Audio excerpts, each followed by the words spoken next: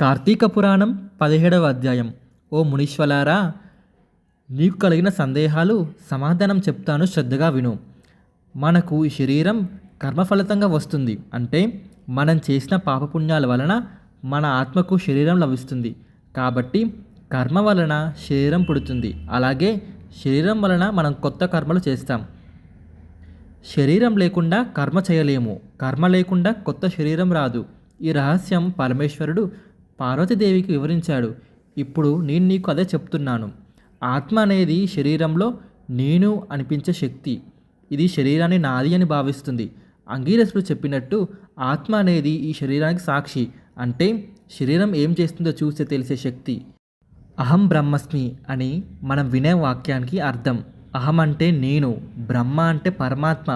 ఇవి రెండు చివరికి ఒకటే అని ఈ వాక్యం చెబుతుంది. ఆత్మకు ఎలాంటి రూపం ఉండదు.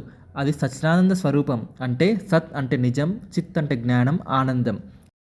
శరీరంలోని మనసు, ఇంద్రియాలు, బుద్ధి ఇవన్నీ ఆత్మ వల్లే పనిచేస్తాయి. ఆత్మ వాటికి వెలుగులా ఉంటుంది. ఉదాహరణకు దీపం వెలిగితే ఆ వెలుగు గాజులోంచి బయటకు వస్తుంది కదా. అలాగే ఆత్మ కూడా శరీరాన్ని ప్రకాశింపజేస్తుంది. నిద్రలో కూడా ఆత్మ ఉందనే విషయం ఎలా తెలుస్తుంది? మనకు నిద్రపోతున్నప్పుడు శరీరం పనిచేయదు, కానీ మేలుకున్నప్పుడు నేను బాగా నిద్రపోయాను అనిపిస్తుంది. ఈ నేను అనేది ఆత్మ. అలాగే ఇనుమసూది అయస్కాంతానికి అతుక్కొని తిరుగుతున్నట్టు మన శరీరం ఆత్మ ఆధారంగా పనిచేస్తుంది. ఆత్మకు పుట్టుక మరణం ఉండవు. ఈ శరీరానికి మాత్రమే పుట్టడం, పెరగడం, ముసలితనం, చావు ఇవన్నీ ఉంటాయి. కానీ ఆత్మ ఎప్పుడు అలాగే ఉంటుంది. అది జ్ఞానస్వరూపం, ఆనంద స్వరూపం.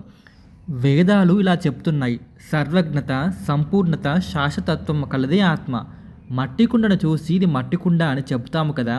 అలా ఈ శరీరాన్ని చూసి దీనిలో ఉన్న జీవాత్మే అంటే పరమాత్మే అని తెలుసుకోవాలి. అందువల్ల మనిషి మంచి గుణాలు కలిగి గురువును సేవిస్తూ లోక ఆశలు విడిచి జీవితం గడపాలి. మంచి పనులు చేస్తూ మనసు శుద్ధి చేసే భక్తి, జ్ఞానం, వైరాగ్యం వస్తాయి. వాటి వల్లనే మోక్షం లభిస్తుంది. కేవలం మంచి పనులు చేయడమే సరిపోదు, ఆత్మజ్ఞానం కూడా అవసరమని అంగీరసుడు చెప్పాడు. ఇది విన్న ధనలోభుడు వినమ్రంగా నమస్కరించాడు. ఓం నమ శివాయ.